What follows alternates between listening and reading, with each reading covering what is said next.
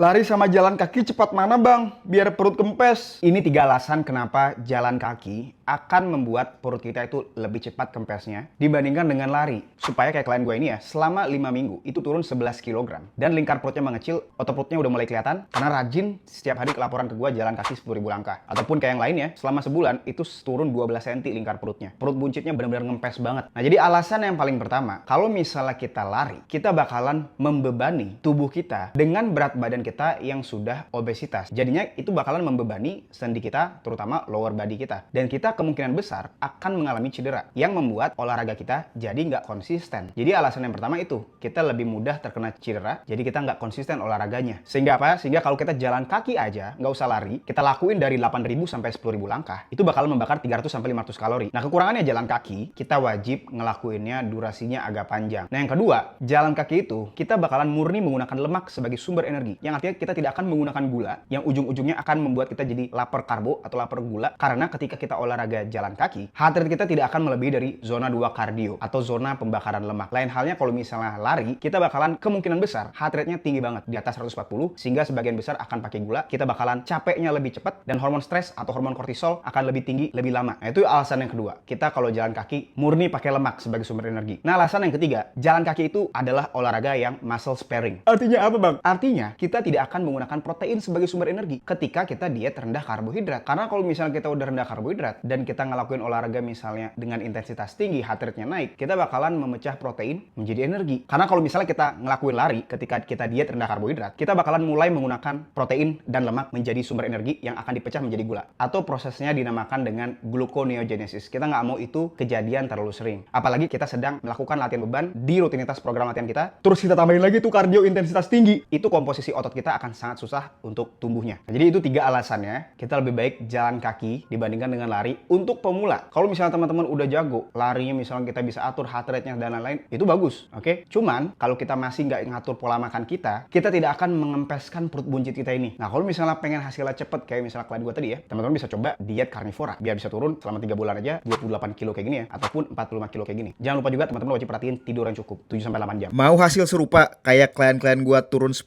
kilo dalam sebulan? Langsung daftar coaching di link di bio profil akun gua.